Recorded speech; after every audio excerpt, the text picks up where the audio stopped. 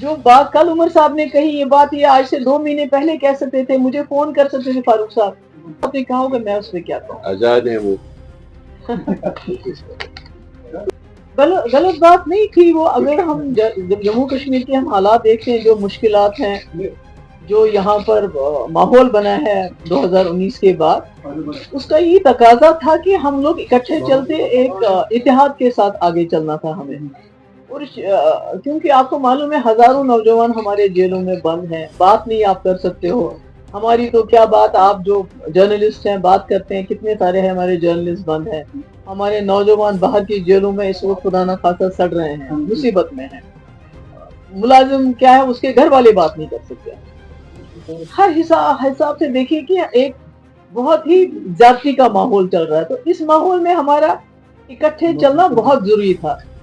और यही वजह थी कि मैंने बॉम्बे में जब इंडिया अलायंस की मीटिंग हुई, तो मैंने वहां जब जम्मू कश्मीर की बात चली, तो मैंने कहा वहां पर कि फारूक साहब हमारे सबसे सीनियर लीडर हैं, जम्मू कश्मीर के हवाले से ये फैसला करेंगे। ये सोच के कि फारूक साहब बड़े हैं, ये जज जब कोई बनता है तो वो इंसाफ की बात करता है, तो मुझे उम्मीद थी कि वो पार्टी मफादात से ऊपर उठ के बात करेंगे।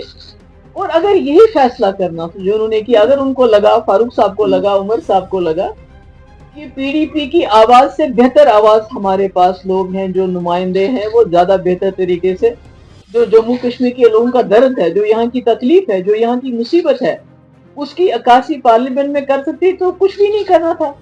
जो बात कल उमर साहब ने कही, ये बात ये आज से 2 महीने पहले कह सकते थे, मुझे फोन कर सकते थे फारूक साहब ने बाहर आके हमारे साथ बात किए बगैर, हमको एतमाद में लिए बगैर, जिस तरह उन्हें, और फैसला भी आप सब ने देखा कैसे सुनाया कि पीडीपी का वजूद ही नहीं है, पीडीपी सिचुएशन में नहीं है।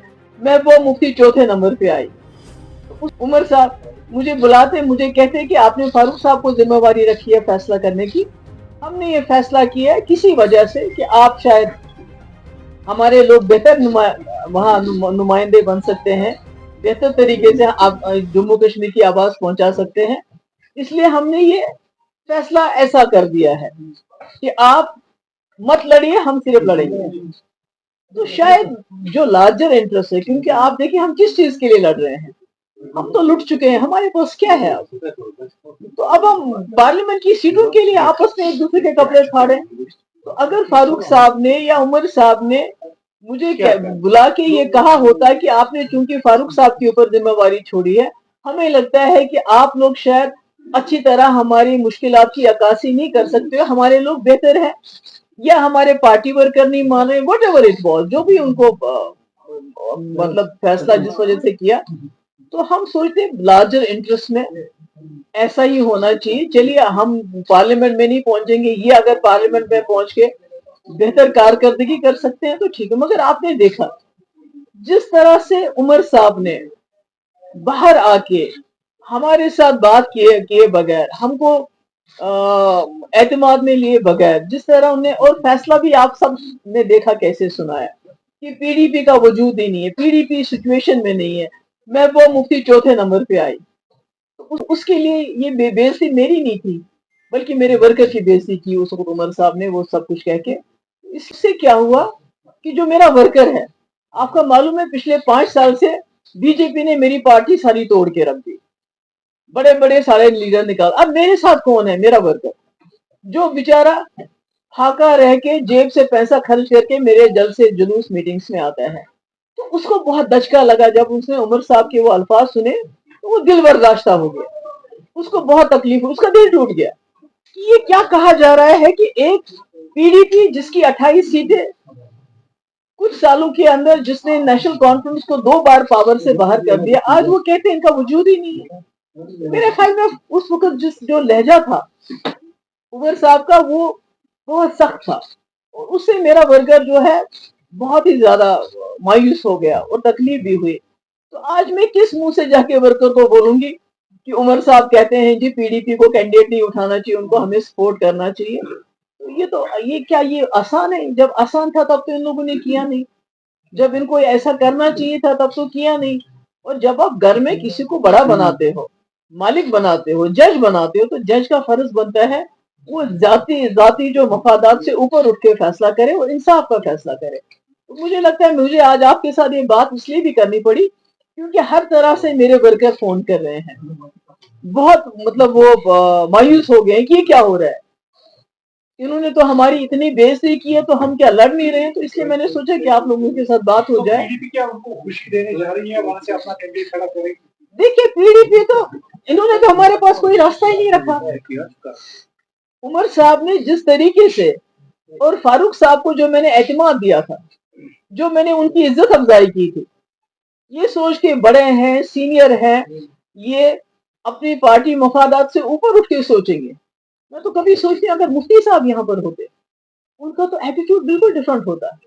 وہ شاید یہ کہتے ہیں کہ ہم کوئی سیٹ نہیں لڑیں گے, آپ ہی تینوں لڑو, اگر اس سے جموں کشمیر کی آواز پارلیمنٹ تک پہنچ جاتی. مگر مجھے افسوس ہے کہ میں نے تو کہہ دیا, میں نے تو اپنا فرض نبھایا, مگر جو انہوں نے کیا اور اس کے اوپر سے جو عمر صاحب کی بعد میں پریس کانفرنس تھی وہ بہت انفارچونیٹ تھی, وہ بہت دل کو خراب کرنے والی تھی کہ پی ڈی پی کون ہے, ان کا وجود کہاں ہے, یہ کیا ہے. تو اس سے تو انہوں نے ہمیں بہت دور دھکیل دیا, ہمیں تیسرے چوتھے پانچویں نمبر پہ بھی نہیں مانا, اور یہ کہا کہ ہم اسمبلی الیکشن میں سوچیں گے کہ ان کا بیہیویئر کیسا ہوگا, ان کا کنڈکٹ کیسا ہوگا. یہ تو مجھے لگتا ہے کہ یہ زیادتی تھی, خاص کر میرے ورکر کے ساتھ جو بہت مصیبت میں میرے ساتھ اس وقت چل رہا ہے, جبکہ ساری ایجنسیز کا دباؤ, ہر مشکل اس کو سہنی پڑ رہی ہے, اور میرے پیچھے وہ چٹان کی طرح کھڑا ہے. تو اس کے لیے یہ بےعزتی میری نہیں تھی بلکہ میرے ورکر کی بےعزتی کی اس وقت عمر صاحب نے, وہ سب کچھ کہہ کے. اس لیے یہ اب مجھے بتائیے کون سا راستہ میرے پاس ہے, میں کس طرح اپنے ورکر کو کہوں آج آپ جی پیچھے رہو, کیونکہ نیشنل کانفرنس چاہتی ہے کہ بھائی ہم ان کو سپورٹ کریں, اور ہم ہیں کون, ہمارے سپورٹ سے کیا ہوگا. عمر صاحب تو ہمیں کسی گنتی میں ہی نہیں مانتے, وہ تو کہتے ہیں آپ کہیں ہو ہی نہیں, ہم کس گنتی میں پی ڈی پی والے. تو ہم اپنے حساب سے, اپنی مفلسی کے حساب سے, اپنی غریبی کے حساب سے اپنے کینڈیڈیٹ کھڑا کریں گے اور لوگوں پہ چھوڑیں گے لوگ کیا فیصلہ کرتے ہیں, لوگ کس آواز کو پارلیمنٹ میں پہنچانا چاہتے ہیں آج اس سچویشن میں. Thank you. آزاد بھی تھے, اس نے بولا کہ ہمیں کسی کے ساتھ کمپٹیشن نہیں ہے, ہمارا مقصد یہ ہے کہ اسٹیٹ میں واپس آئے. چلیے ہم کیا کہہ سکتے ہیں, آزاد صاحب نے کہا ہوگا, میں اس پہ کیا کہوں. آزاد ہیں وہ. میم کیا ابھی تک کینڈیڈیٹس کا کوئی کھاتا آپ کے سامنے آیا ہے, کون کون سے, جیسے کہ نہیں ابھی تو آپ کو, میں تو نہیں, میں تو پارلیمنٹری بورڈ کی چیئر پرسن نہیں ہوں, اس لیے میرا وہ اعلان کرنا صحیح نہیں رہے گا. تو میرے خیال میں ایک دو دن میں آپ کو کنسلٹیشن چل رہا ہے. صاف ہو رہا ہے کہ پی ڈی پی سبھی سیٹوں پر چناؤ, نہیں میرا مطلب کوئی راستہ چھوڑا کیا نیشنل کانفرنس نے ہمارے لیے, have they left any door open for us. میں نے کہا میں تو